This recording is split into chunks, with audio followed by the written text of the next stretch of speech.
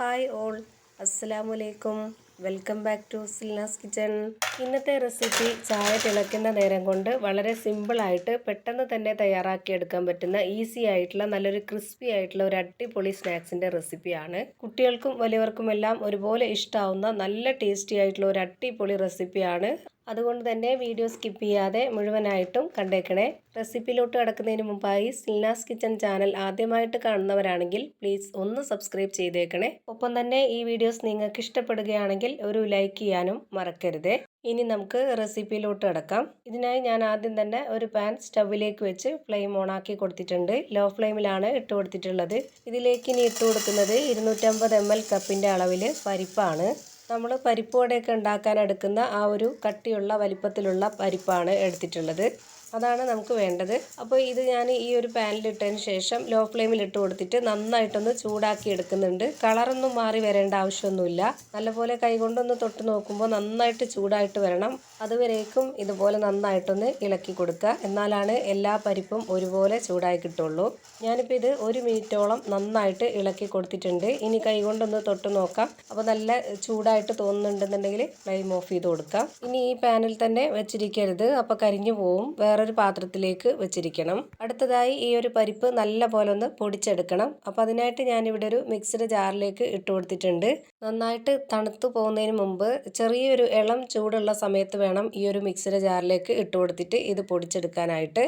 അപ്പോൾ ഞാനിത് ഹൈ ഫ്ലെയിമിൽ ഇട്ട് കൊടുത്തിട്ട് നന്നായിട്ടൊന്ന് പൊടിച്ചെടുത്തിട്ടുണ്ട്. ആ ഒരു പൊടിച്ചെടുത്ത മിക്സിനെ ഒരു പാത്രത്തിലേക്ക് ഇട്ട് കൊടുക്കുവാണ്. നന്നായിട്ട് പൊടിഞ്ഞ് കിട്ടിയിട്ടുണ്ട്. ഇത് തൊട്ട് നോക്കുമ്പോൾ തന്നെ നമുക്ക് അറിയാൻ പറ്റും കടലമാവൊക്കെ ഇരിക്കുന്ന അതുപോലെയാണ് ഈ ഒരു പരിപ്പിൻ്റെ പൊടിയും ഇരിക്കുന്നത്. വീണ്ടും ഞാനിവിടെ മിക്സിയുടെ ജാർ എടുത്തിട്ടുണ്ട്. അതിലേക്ക് 250 ml കപ്പിൻ്റെ അളവിൽ ചോറാണ് ഇട്ട് കൊടുക്കുന്നത്. എന്നിട്ട് ആ ഒരു 250 ml കപ്പിൻ്റെ അളവിൽ അരക്കപ്പ് അളവിൽ വെള്ളവും കൂടെ ഒഴിച്ചു കൊടുത്തിട്ട് ഇത് നന്നായിട്ടൊന്ന് അരച്ചെടുക്കുന്നുണ്ട്. ഇനി അരച്ചെടുത്ത ചോറ് ഈ ഒരു പരിപ്പിൻ്റെ പൊടിയിലേക്ക് തന്നെ ഒഴിച്ചു കൊടുക്കാം. അരച്ചെടുത്ത ചോറ് മുഴുവനായിട്ടും ഇതിലേക്ക് ഒഴിച്ചു കൊടുത്തിട്ടുണ്ട്. ഇനി ഇതിലേക്ക് വേണ്ടത് നീളത്തിൽ കട്ട് ചെയ്തെടുത്തിട്ടുള്ള 1.5 സബോളയാണ്. പിന്നെ ഇതിലേക്ക് ഓരോരുത്തരുടെയും എരിവിനനുസരിച്ചിട്ടുള്ള പച്ചമുളകാണ് ചേർത്ത് കൊടുക്കേണ്ടത്. ഞാനിപ്പോൾ ഇവിടെ 2 പച്ചമുളക് കട്ട് ചെയ്തിട്ടാണ് ഇട്ട് കൊടുക്കുന്നത്.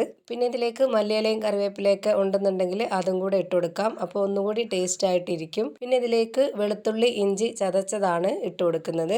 ഒരു 1/2 സ്പൂൺ അളവിൽ ഇട്ട് കൊടുത്തിട്ടുണ്ട്. പിന്നെ ഒരു നുള്ള് ഗരം മസാല പൊടി ഇട്ട് കൊടുക്കാം. പിന്നെ ഒരു 3/4 സ്പൂൺ അളവിൽ മുളക് പൊടിയാണ് ഇട്ട് കൊടുക്കുന്നത്. പിന്നെ ഒരു നുള്ള് മഞ്ഞൾപ്പൊടി ഇട്ട് കൊടുക്കാം. പിന്നെ ആവശ്യത്തിനുള്ള ഉപ്പും കൂടെ ഇട്ട് കൊടുത്തതിന് ശേഷം ഒരു 1/4 സ്പൂൺ അളവിൽ കായത്തിൻ്റെ പൊടിയും കൂടെ ഇട്ട് കൊടുത്തിട്ട് കൈ വെച്ചിട്ട് ഇത് നന്നായിട്ടൊന്ന് യോജിപ്പിച്ചെടുക്കാം. ചോറ് അരച്ചൊഴിച്ച് കൊടുത്തതുകൊണ്ട് തന്നെ ഇനി ഇതിലേക്ക് വെള്ളമൊന്നും ആവശ്യമില്ല.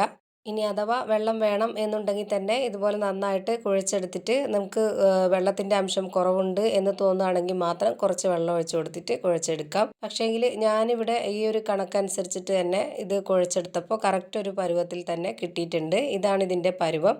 ഞാൻ ഇനിയിപ്പോൾ ഇത് പ്രത്യേകിച്ച് ഷേപ്പൊന്നും ആക്കി എടുക്കുന്നില്ല. ഇനിയിപ്പോൾ അങ്ങനെ ചെയ്യണമെന്നുള്ളവർക്ക് ഏതെങ്കിലും ഷേപ്പിൽ ചെയ്തിട്ടെടുക്കാം. ഞാനിപ്പോൾ ഇവിടെ ചൂടായി വന്ന എണ്ണയിലേക്ക് മാവ് കൈകൊണ്ട് തന്നെ നുള്ളി അങ്ങ് ഇട്ട് കൊടുക്കുകയാണ് ചെയ്തിട്ടുള്ളത്. എണ്ണ നന്നായിട്ട് ചൂടായതിന് ശേഷം വേണം ഇതുപോലെ ഇട്ട് കൊടുക്കാനായിട്ട്. എന്നിട്ട് നമ്മളിത് മീഡിയം ഫ്ലെയിമിലും ലോ ഫ്ലെയിമിലും വെച്ച് കൊടുത്തിട്ട് വേണം വേവിച്ചെടുക്കാനായിട്ട്. പിന്നെ നമ്മളിത് ഇടയ്ക്കിടയ്ക്ക് തിരിച്ചും മറിച്ചൊക്കെ ഇട്ട് കൊടുത്തിട്ട് വേണം വേവിച്ചെടുക്കാനായിട്ട്. എന്നാലേ കറക്റ്റ് പരുവത്തിന് വെന്ത് കിട്ടുള്ളൂ. ഇപ്പോൾ ഇതാ തിരിച്ചും മറിച്ചൊക്കെ ഇട്ട് കൊടുത്തിട്ട് നന്നായിട്ട് ഇത് വേവിച്ചെടുത്തിട്ടുണ്ട്. ഇത്രയും മതി. ഇനി നമുക്കിത് എണ്ണയിൽ നിന്ന് കോരി മാറ്റാം. ഒരുപാട് എണ്ണയൊന്നും കുടിക്കാത്ത നല്ല ടേസ്റ്റി ആയിട്ടുള്ള ഒരു ക്രിസ്പി ആയിട്ടുള്ള പലഹാരമാണ്. നമ്മുടെ വീട്ടിലൊക്കെ പെട്ടെന്നൊരു ഗസ്റ്റൊക്കെ വരികയാണെന്നുണ്ടെങ്കിൽ ഇതുപോലെ തയ്യാറാക്കി കൊടുക്കാം. അവർക്ക് എന്തായാലും ഇഷ്ടമാവും. വളരെ സിമ്പിളുമാണ്, പെട്ടെന്ന് കൊടുക്കുകയും ചെയ്യാം. അപ്പോൾ ഇതേപോലെ തന്നെ എല്ലാ മാവിലും ഫ്രൈ ചെയ്ത ഒരു പാത്രത്തിലേക്ക് മാറ്റിയിട്ടുണ്ട്. ഇത് കാണുമ്പോൾ തന്നെ നിങ്ങൾക്ക് അറിയാൻ പറ്റുന്നുണ്ടാവും എന്തുമാത്രം ക്രിസ്പി ആയിട്ടുള്ള ഒരു അടിപൊളി പലഹാരമാണ് തയ്യാറായി കിട്ടിയിട്ടുള്ളതെന്ന്. ഇത് കാണാനും നല്ല ഭംഗിയാണ്, അതുപോലെ തന്നെയാണ് കഴിക്കാനും നല്ല ടേസ്റ്റാണ്.